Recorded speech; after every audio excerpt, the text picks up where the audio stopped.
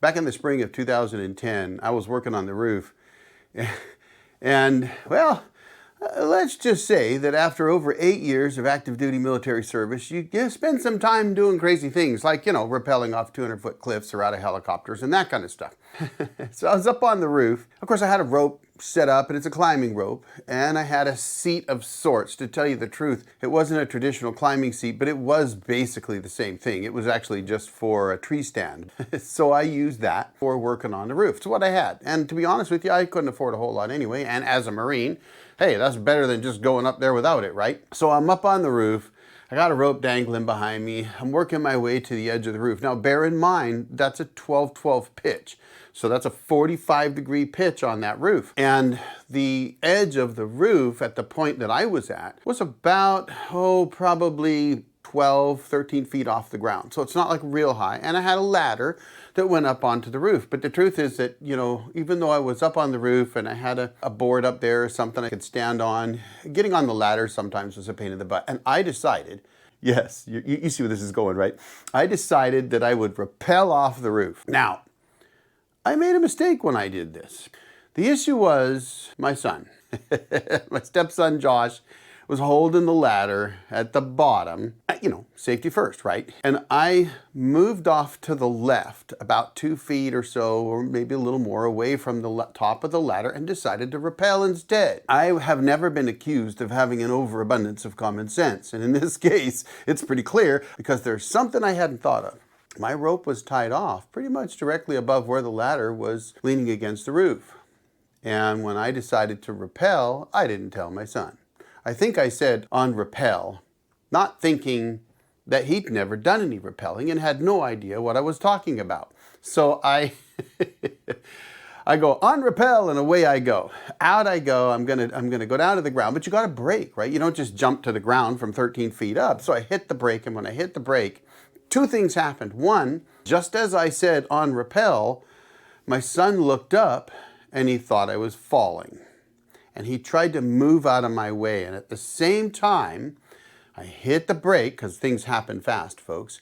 And because of the angle of the rope, it swung me back. And as I did that, of course, ropes stretch when you do that. The rope stretched, and I plowed right into my son and knocked him back into the tent trailer that happened to be right there beside the cabin. He got hurt, but very minor. It was just minor, just a scrape. And I felt so bad. And I thought, Eric, you dummy.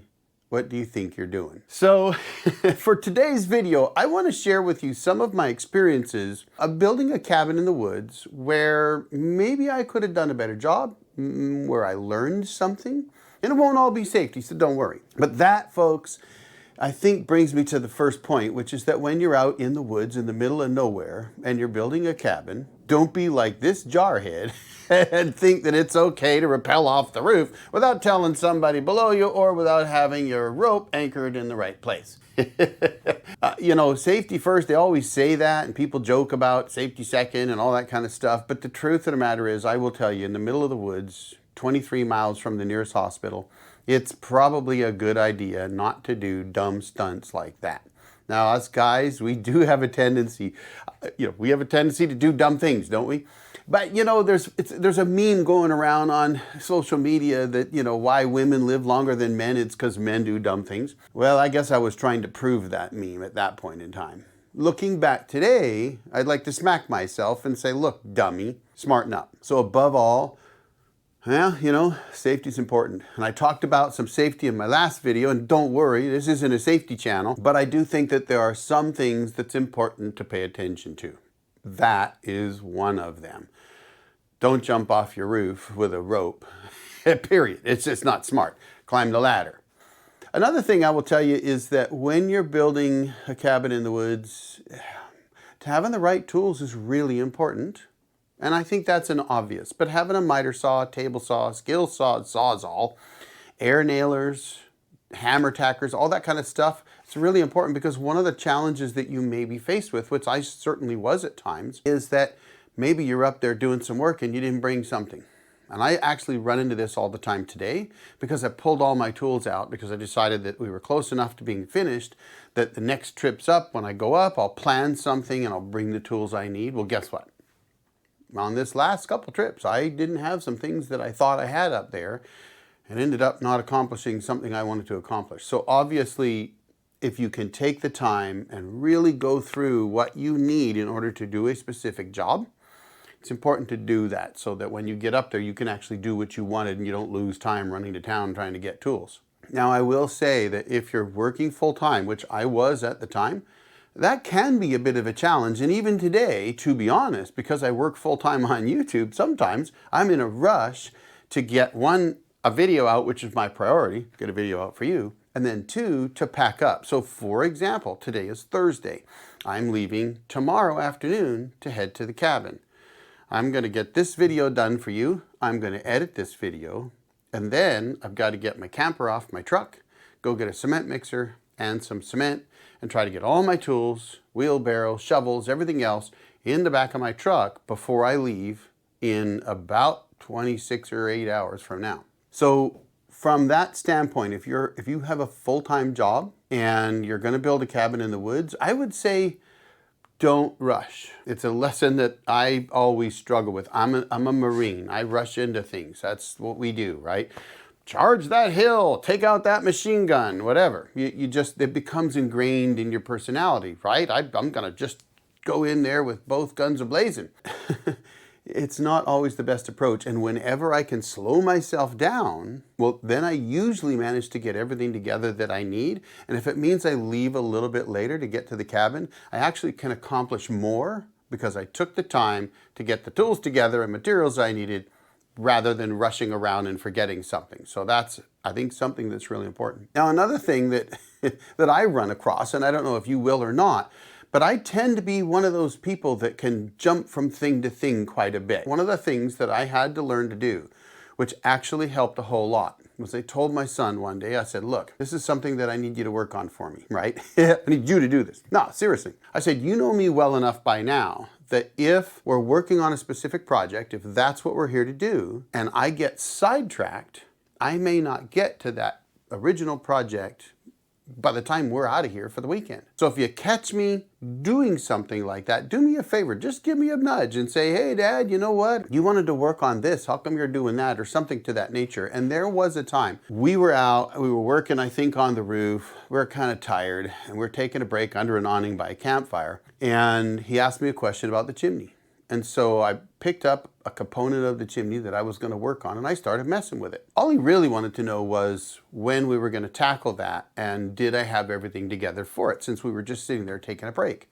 But that ended up being that little catalyst I needed to switch gears and start looking at something else. But he saved the day because he looked at me and he said, hey, is that what we're going to do now? I thought we were going to work on the roof. And frankly, it was the best thing he could have ever done because I went, oh, you're right. Let me put this down.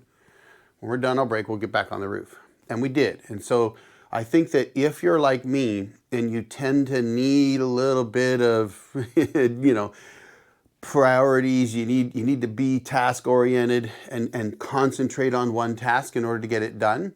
Don't be afraid to tell somebody that's working with you, hey, if I get off track, reel me back in. Because believe it or not, it can make a huge difference.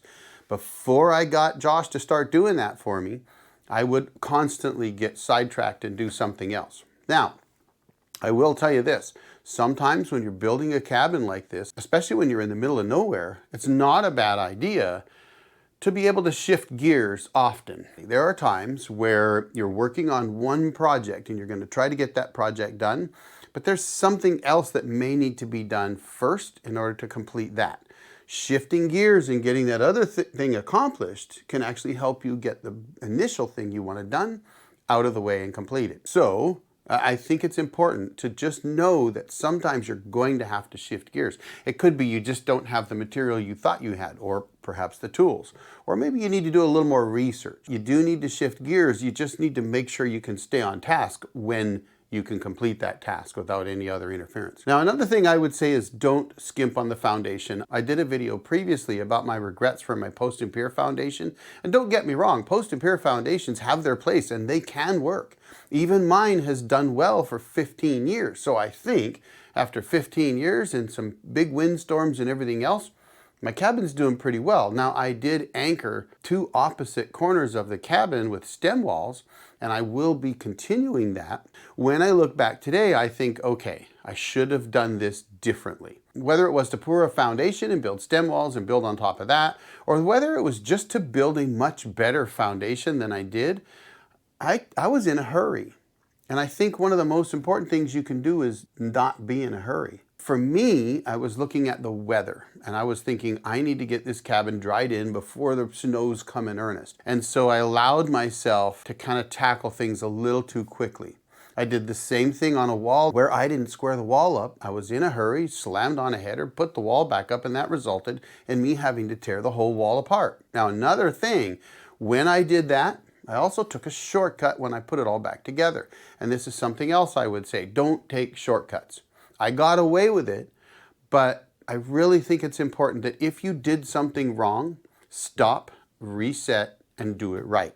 Now, that may be that you can't accomplish that on the weekend that you're there if you're building it on weekends. And in this case, what I should have done is I should have completely dismantled the whole wall, rebuilt the wall, and I should have done that before I ever tried to put the 2 walls together in the first place. Because when I tried to force the walls together, it actually took the wall that had been plumb and square and knocked it out of square. And then I ended up putting a winch from my Jeep on it, pulling everything back square, but I messed up the wall when I did that. And to this day, there's a slight bend at the very top of that wall I can't fix now. So if I had stopped, reset, and redid the whole thing right the first time, well, that would have made a lot of difference. I'd also say acknowledge if you don't know something and you need to find out. One of the challenges I face, it's a personality flaw. If I don't know something, I'm going to figure it out. But figuring it out sometimes isn't the best way. And by figuring it out, I mean I'm just going to try to make it work out there in the field versus stepping back, getting some advice from someone who knows better, or looking in a book and then redoing things and doing it the right way. I definitely could have done that a few times. Now, did I build my cabin? Sure, and I'm still building it. But I think that leads to the next point. Building a cabin in the woods takes time. And yes, there are people that go out and they order everything at once and they slam a cabin up in a weekend or a week and they're good to go and they can enjoy that cabin for years. However, for the most part, you can pretty much figure out that everything is going to take longer than you think, especially in very remote locations. So if you're going to set a timetable, be realistic about that timetable. Don't say I can have my cabin framed in 2 months and then you're still sitting there 6 months later scratching your head because you haven't finished framing the cabin. Look at it and say, if I think I can do this in 2 months, triple that time. That way, if you get done sooner, you'll be fine. I think it's important to recognize that it can take longer than you think and just be cognizant of that. Things are going to take longer, so don't try to push yourself too hard to get something done.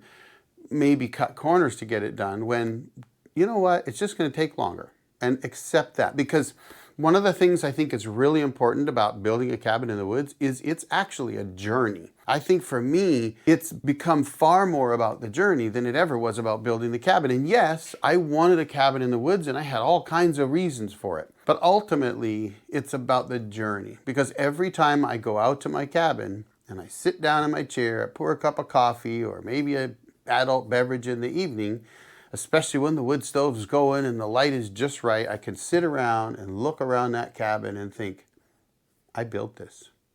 I built this from the ground up. And I did it with my sons and my friends, and the memories that we have from doing that are priceless. I think they're worth more than the cabin itself, though we continue to make more memories with the cabin, so maybe that's an arguable point. Another thing you should consider is if you're going to do things yourself, i.e. you're going to get a sawmill, you're going to mill up logs, you're going to make your own lumber, you're going to make your own tongue and groove, which this isn't tongue and groove, but it's kind of like it. I did this the easy way. But if you're going to do that, recognize that you're going to have to learn before you actually get to that final stage. For example, if you're going to buy a sawmill, learn how to run that sawmill. Don't get the sawmill, set it up, mill up some logs and start slamming things up on the walls. Give yourself some time to learn that new skill before you put that skill into action. And that might mean that you got to learn how to run a sawmill, that you got to learn how to dry the wood, that you got to learn how to mill those logs in such a fashion that your wood doesn't warp, twist, and bend. Which leads me to another point. When I got into sawmilling, the purpose of that was to build my cabin. When I moved into having a sawmill business, I didn't build my cabin. And so I think that if you're going to do that, just be cognizant of the fact that it may cost you even more time. My cabin should be finished by now, but I ended up being like the mechanic with the car that barely runs because he's fixing everybody else's cars. Well, I was the guy that never finished his cabin because I was sawmilling for everybody else all over the place. That's why today you don't see as many sawmilling videos. Back in those days, I was milling all the time. So I think if you take anything away from this video, I hope it's be safe, stay on task, recognize your strengths and weaknesses, obviously have the tools and materials ready to go for every trip, but if you don't, be able to shift from one focus to another. And when it's all said and done, do your best to enjoy the journey, because for me, that has been the greatest reward of building that cabin in the woods. Well, there you have it, folks. That's what I've got for you today. I appreciate your watching. I'll drop another video right here for you to check out. Y'all have a great day. The old Jarhead out.